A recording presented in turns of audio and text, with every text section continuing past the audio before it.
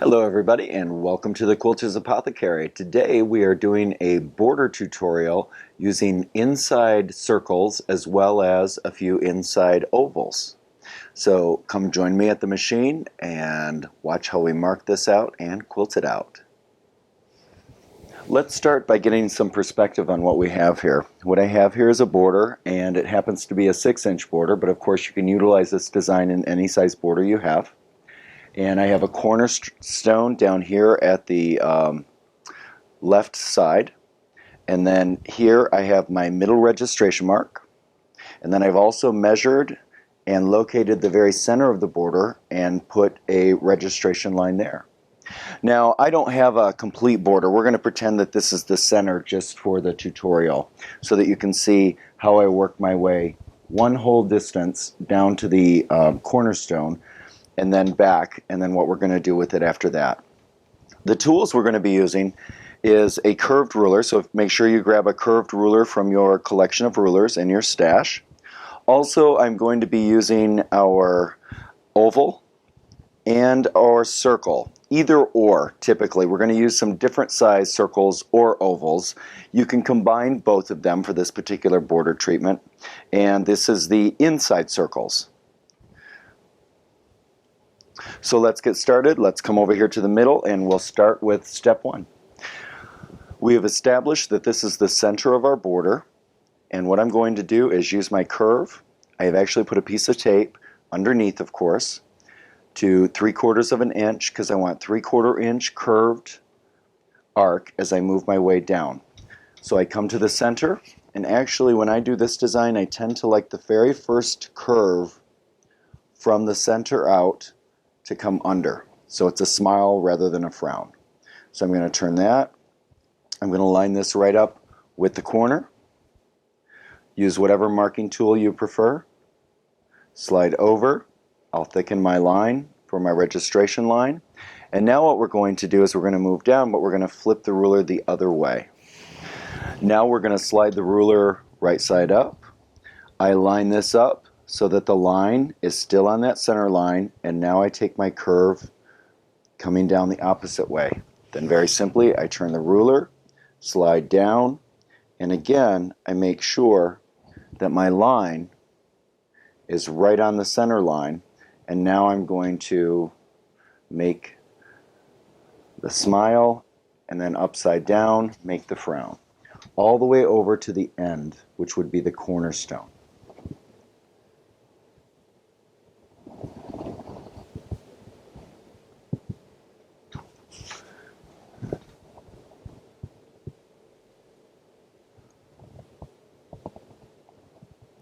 Now we have ended right where the cornerstone starts. Again, we're back to the center, and the obvious choice would be to take an oval or a circle and do one right in the center. And I want to be just a little bit more creative. What I'm going to use is one of my curves. I'm going to line that up so the center line of my curve goes right down the center of the border. I took it to 1/2 of an inch, which is going to give me a 3/4 inch crescent with my hopping foot. I locked my stitches. I'm going to come down,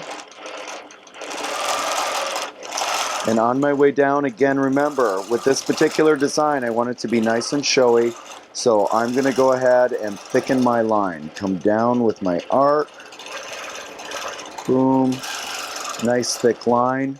Now as you can see up close, I have one side of the pumpkin seed. I'm going to slide my ruler in again. That 1/2 inch is going to line up perfectly right with the center. I also make sure that that center registration line is on my center chalk line here. Now I'm going to complete the right side of the pumpkin seed. And again, I'm going to keep that line thick so it pops. I'm actually going to do that all the way through this particular border treatment because I want the drama. One of the few times I actually want drama. Okay, there's that. So now we have our lovely pumpkin seed. I'm going to come down and I'm going to start right there. Line that back up. Bring it exactly home where it would have been before. That should keep me right on the line.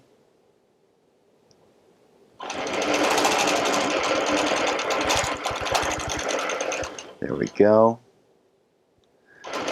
Get up just a little ways, and now I'm going to grab our first circle shape. For our first circle, I'm going to use a 2.5 finished inside circle, and what we're going to do is I'm going to line up the center registration lines, which are the lines on the ruler that has arrows, with the curved line as I move through the curve. So I'm going to take that, slide it in, snap it in place, and I like to just go ahead and put just a little bit of tape right on the puzzle piece. And now I slide my ruler over, and again, my center line of the circle ruler lines up right on the line that led into the center, and then on the left side, this center line as well lines right up on the curved line there. So now I know I'm in place. So now I can start my machine, travel my circle, and I'm going to go ahead and thicken my line as I go. The handle's going to keep that circle nice and stable as I work my way around. Come around, thicken, come around, thicken, come around, thicken, come around, and coming up. I've met there. Now I can actually work my way all the way back to the new beginning space. The new beginning space is always going to be on the opposite side from where I started. So now the new beginning space is there. I reline up my circle ruler. I have the arrow perfectly matched there. And then I have the next opposite arrow perfectly lined up on the upswing of the curve. So now I line that up, travel my stitching, come around,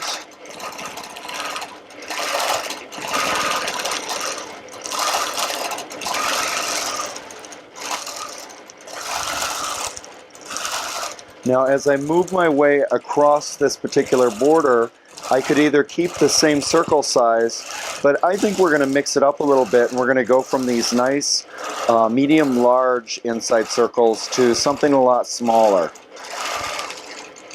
I come up, I meet, I thicken my line, I come back around to my new start spot, stop my machine, and I can either continue on with this size, or I could grab the next size down.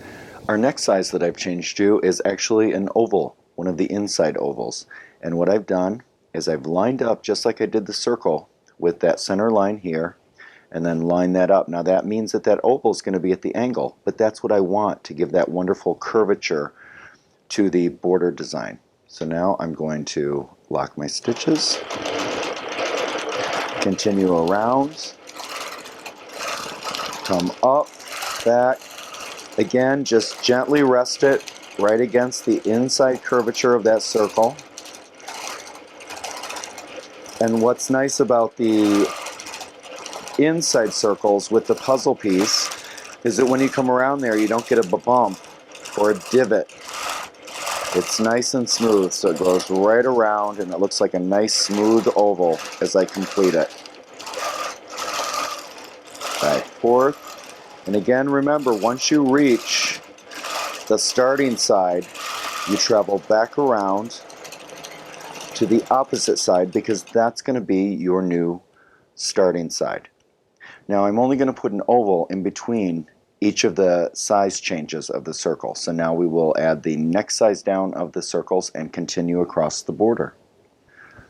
We've now dropped down to 2 inch. Grab a hold of my ruler, line up my center, line up my center, right on the curve. Make sure that's right.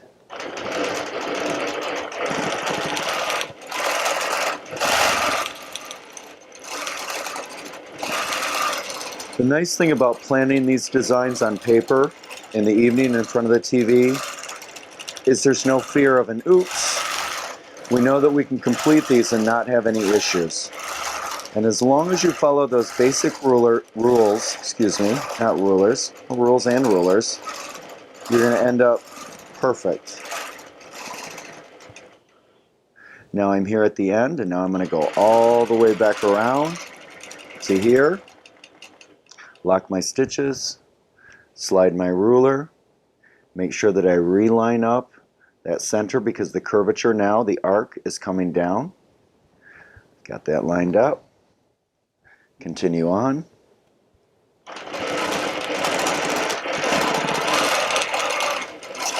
The nice thing about working on paper in front of your TV is that you can plan these designs and your execution is going to be perfect. I always say TV time to do some planning is a good idea. That way you don't end up with a great idea and an oops mistake right in the midst of a border treatment when you're dealing with a client quilt or a show quilt, or even more importantly, a quilt of your own. So now we're at the starting side. I'm going to come around, slide my ruler again, give me a 3, reline that up. Again, the curvature of the ruler, halfway, halfway. That way the angle is going to slide down and it's going to end up perfect. It's actually going to look lovely as it undulates across the border.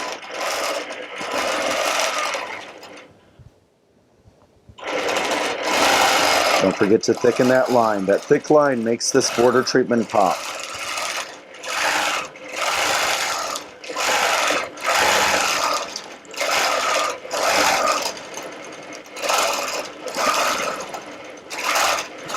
Come around. Next, instead of sliding in a circle, I changed my mind. We're actually going to go down a size in an oval to keep them separate by size. So I slide it down. I make sure that my center line is on the curvature on the right side as well as the left side. That way I know that the angle of the oval is going to follow the curvature in the border treatment. Come up, thicken the line, come around, and again, using that handle is going to keep it nice and stable so that you're not slipping and sliding. Now we're down to a 1.5 inch finish circle. Come around. I've lined everything up just as we have the previous circles and ovals. And I'm going to just go around and around and around. And there. Slide my ruler, line up the center, line up the center.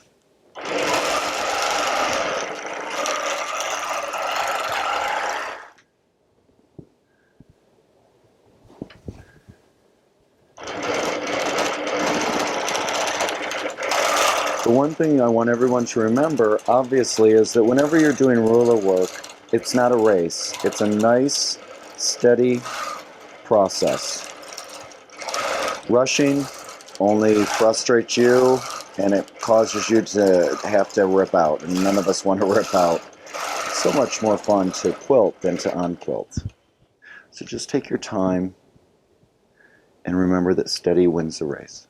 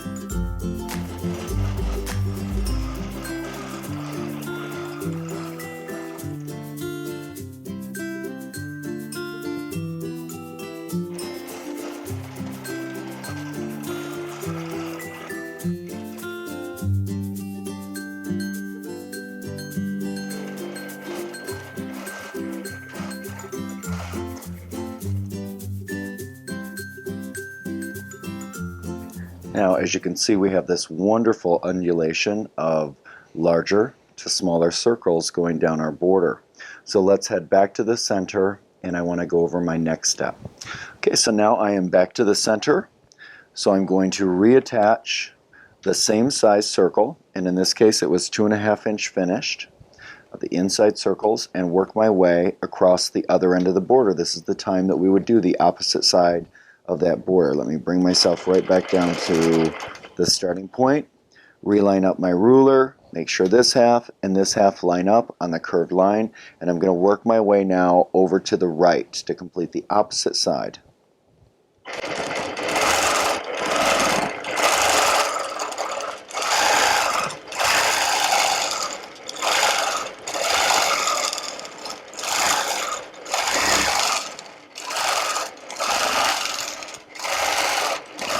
Thicken that line, meet, and then slide over to the opposite side, right where the line is, the curvature, slide my ruler, glance over. I did 2 of this specific size, so we will mirror that. Slide that over, line that, next.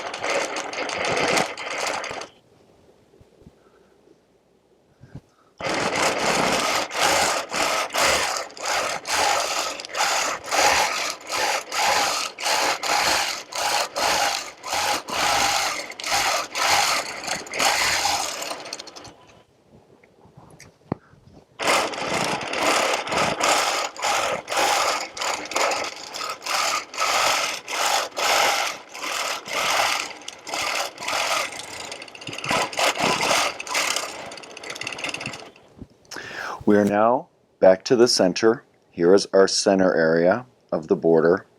And what I want to do is consider a couple different options. Now, a few things we could actually do is utilize this centerpiece as a spine and the cleavage point between every circle as the area of origin. And I could actually feather, feather, feather, into small, so 3 feathers on each one. And then of course down here I could go feather, feather, feather. Here I could again go feather, feather, third little feather, and then follow this around once I finish that, and then go ahead and put a center teardrop and then 2 small up on each side. Now that's option 1. You could do 1 teardrop in between. We could do stuff inside the circle. So obviously here, you've got lots of options. What I'm going to do right now is we're actually just going to go ahead and we're going to put piano keys on both sides of the circles. And then if I choose to add something to the inside, we can do that later. For our piano keys, I'm going to slide my ditcher over, and I'm actually going to go ahead and pre-mark. I like to pre-mark when I'm doing piano keys because then I don't have to think about it as I go. And then I don't end up again with one oops because I wasn't thinking. So I'm going to line that up.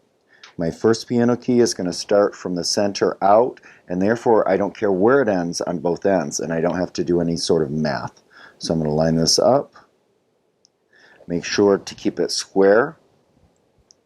There's an inch. Go down to the circle. Make sure you come down. Do the bottom portion too. And then I'm going to slide 1/4 of an inch and also add 1/4 of an inch. So we'll have pinstripes, which is going to take this one up another notch to the higher end custom border. Slide over, make sure to square, make sure to line that up. There's that. There's that. Remember, the chalk is going to wipe away. Don't worry if you go through. 1/4 inch for our pinstripe.